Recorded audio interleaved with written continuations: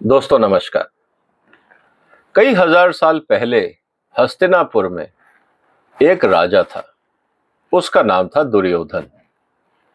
उसकी सबसे बड़ी समस्या ये थी कि उसको ये लगता था कि जो वो कहेगा वही कानून है और जो वो बोलेगा सबको वही मानना पड़ेगा। ना उसको कोई मान मर्यादा की परवाह थी, ना बड़े बुजुर्गों की। और अंततः क्या हुआ? उसकी अराजकता बढ़ती गई, उसका जो अहंकार था वो बढ़ता गया और उस सब का कंक्लूजन ये हुआ कि हिंदुस्तान में महाभारत हुई और अल्टीमेटली वो राजा दुर्योधन और उसकी पूरी सेना और पूरा परिवार इस दुनिया से तमाम हो गया, समाप्त हो गया।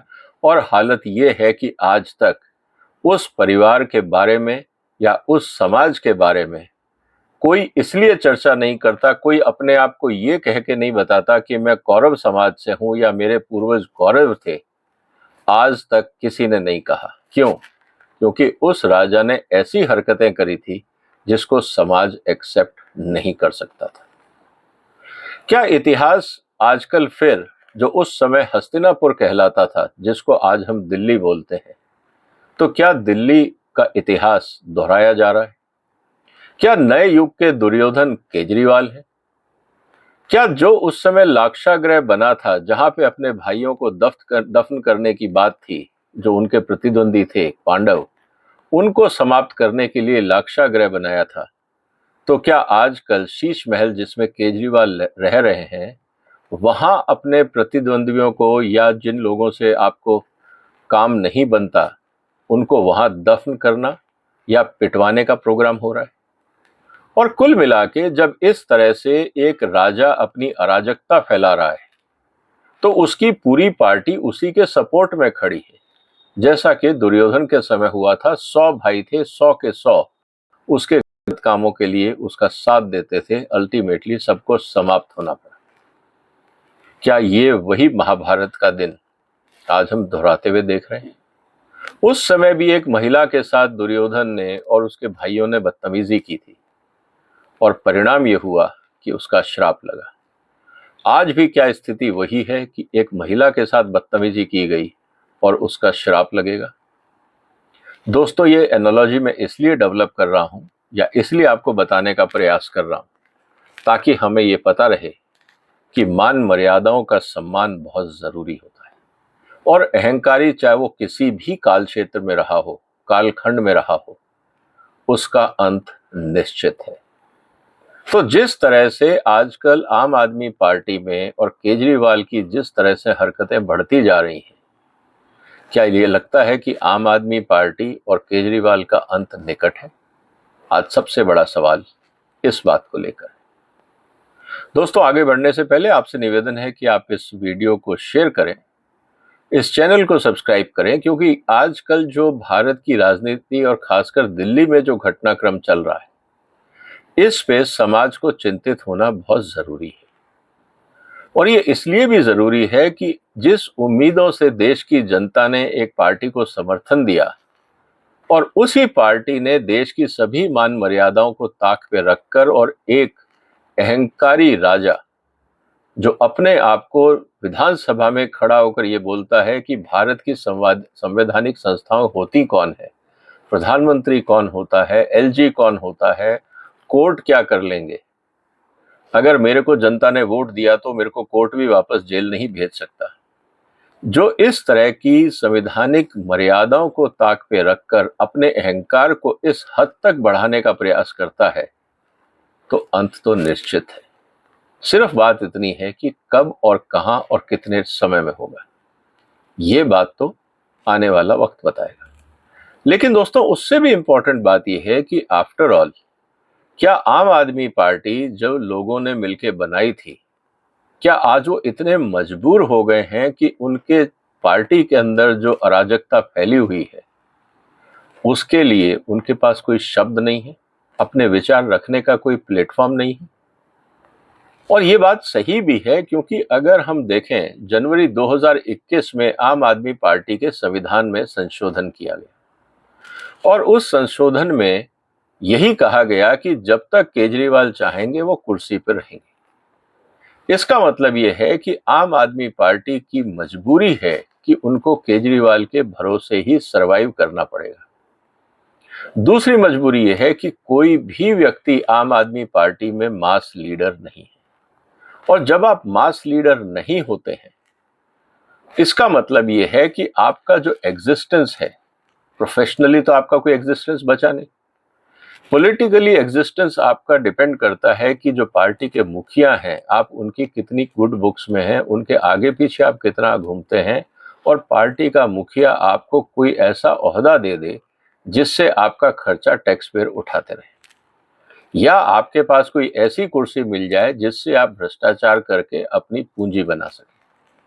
तो कुल मिलाकर स्थिति ये है कि आम आदमी पार्टी में जितने भी लोग हैं वो सब केजरीवाल की मेहरबानी पे आश्रित हैं। दूसरी तरफ आम आदमी पार्टी के संविधान में कहीं नहीं लिखा गया है कि नेशनल कन्वीनर का चुनाव होगा। यहां तक कि जो शुरुआत में था कि कोई भी आदमी कंजिक्यूटिव 2 बार से ज्यादा पदाधिकारी नहीं हो सकता, मैक्सिमम 6 साल, मतलब 3 साल का एक टेन्योर और 2 टेन्योर का मतलब 6 साल।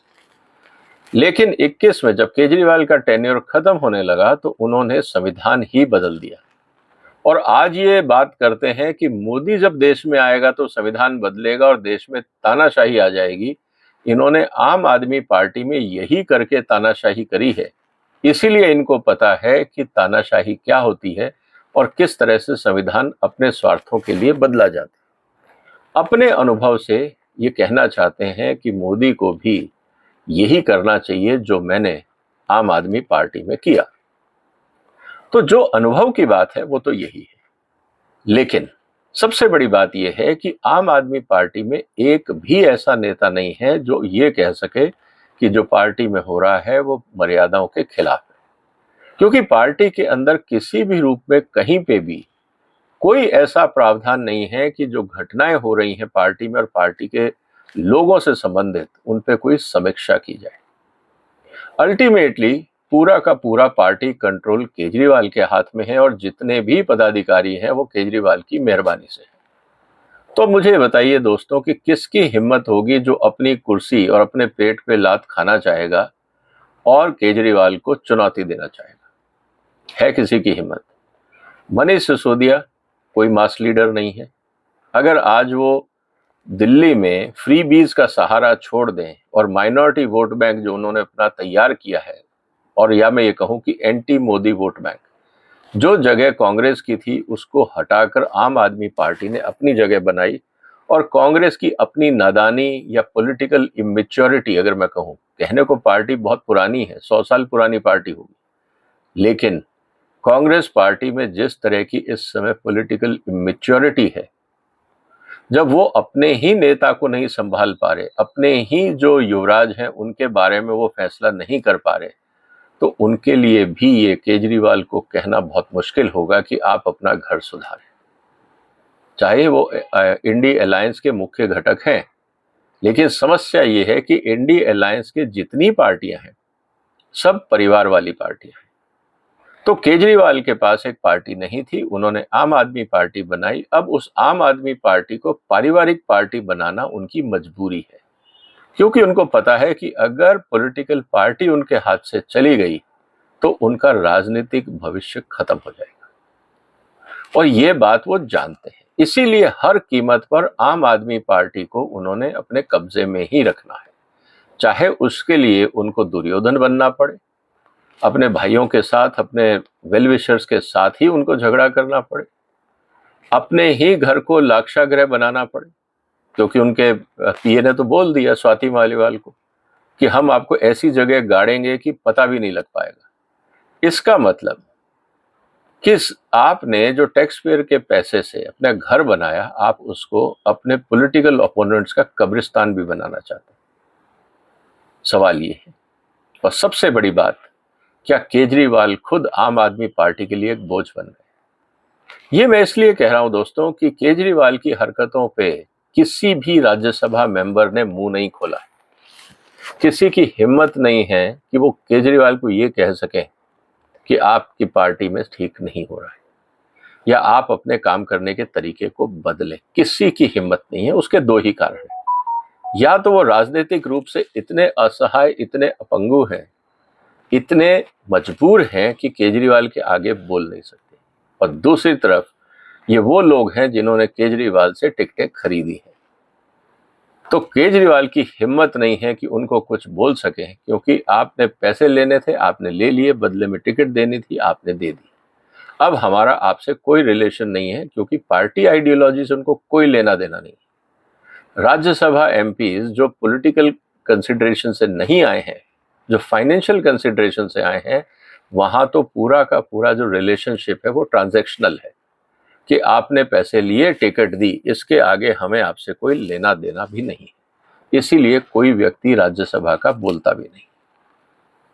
तो स्थिति अब दोस्तों ये है कि क्या आम आदमी पार्टी, जिसके भरोसे आज केजरीवाल सत्ता में टैक्स पेयर के पैसे से सुख भोग रहे हैं, क्या वही आम आदमी पार्टी केजरीवाल के बोझ से दब जाएगी? क्योंकि ये लग इसलिए रहा है कि आम आदमी पार्टी पंजाब की तरफ से कोई स्टेटमेंट नहीं आया है जब स्वाति मालीवाल का एपिसोड हुआ। ना भगवंत मान ने कहा कि सब कुछ ठीक है, या जो हुआ वो अच्छा हुआ या गलत हुआ, क्योंकि भगवंत मान को इतना पता है कि स्वाति मालीवाल के साथ जो हुआ वो निंदनीय है, घृणित काम है, गलत है। अब भगवंत मान अगर केजरीवाल का साथ देते हैं तो अपनी इमेज खराब करते हैं, और अगर वो चुप रहते हैं तो पार्टी और केजरीवाल का जो नुकसान हो रहा है उसको वो रोकने में मदद नहीं कर रहे। इसका मतलब जब भगवंत मान या बाकी सीनियर पार्टी लीडर इस बारे में कुछ बोल नहीं रहे हैं, तो सवाल अब इस बात का आ जाता है कि क्या आम आदमी पार्टी केजरीवाल के बोझ से दबती जा रही है? और जितने लोग केजरीवाल के समर्थन में खड़े हैं उनकी मजबूरी मैंने आपको बता दी।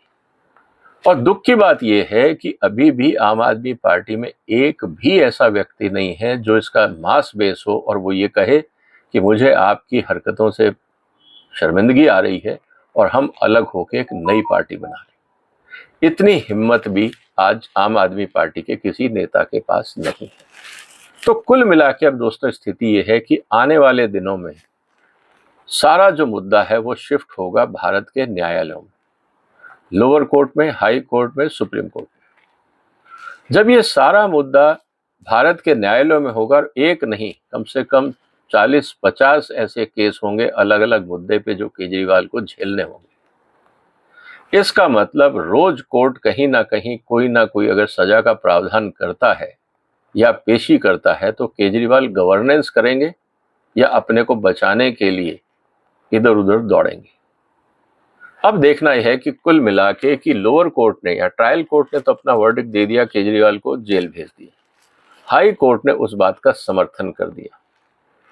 इलेक्शन के बहाने इंटरिम बेल लेकर केजरीवाल इस समय बाहर है। ये ज्यादा दिन चलने वाला नहीं है, मैक्सिमम 2 हफ्ते। 2 हफ्ते निकलते वक्त नहीं लगता। उसके बाद, उससे पहले इनफैक्ट सुप्रीम कोर्ट का जजमेंट आ जाएगा कि केजरीवाल की हिरासत सही है या गलत। और अगर सुप्रीम कोर्ट ने कह दिया कि केजरीवाल की हिरासत सही है तो केजरीवाल का जेल जाना तय है।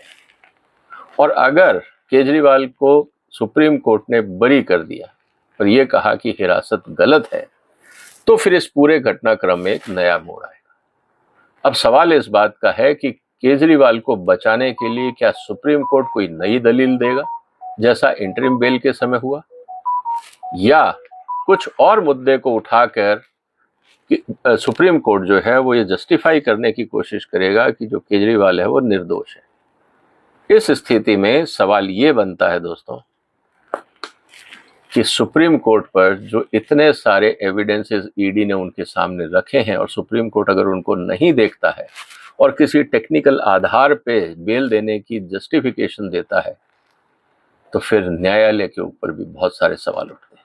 क्योंकि ऑलरेडी भारत के गृह मंत्री ने इस बात को बोल दिया कि ये केजरीवाल के लिए स्पेशल ट्रीटमेंट है। स्पेशल क्यों है इसका वीडियो मैं बना चुका। तो दोस्तों आपको क्या लगता है, क्या केजरीवाल आज के महाभारत के दुर्योधन हैं और अपना शीश महल उन्होंने लाक्षागृह में बदल दिया है और आम आदमी पार्टी एक कौरवों की पार्टी बन के रह गई है, जो आंख बंद कर अपने अनाचारी अत्याचारी राजा के साथ खड़ी होगी और किसी भी कीमत पर उसके साथ रहेगी, चाहे पूरे के पूरे ही बर्बाद क्यों ना हो। आपको क्या लगता है दोस्तों, क्या आने वाले दिनों में हम भारत की राजनीति में कुछ महाभारत देखने वाले हैं? क्योंकि 4 जून को जब चुनाव नतीजे आएंगे उसके बाद घटनाक्रम बहुत तेजी से बदलेगा। क्या होने वाला है अदालत में और क्या होने वाला है भारत की राजनीति में, आपके विचार आप कमेंट बॉक्स में लिख सकते हैं, इस वीडियो को शेयर कर सकते हैं, इस चैनल को सब्सक्राइब कर सकते हैं और फिर मुलाकात होगी एक और महत्वपूर्ण मुद्दे के साथ। तब तक वंदे मातरम।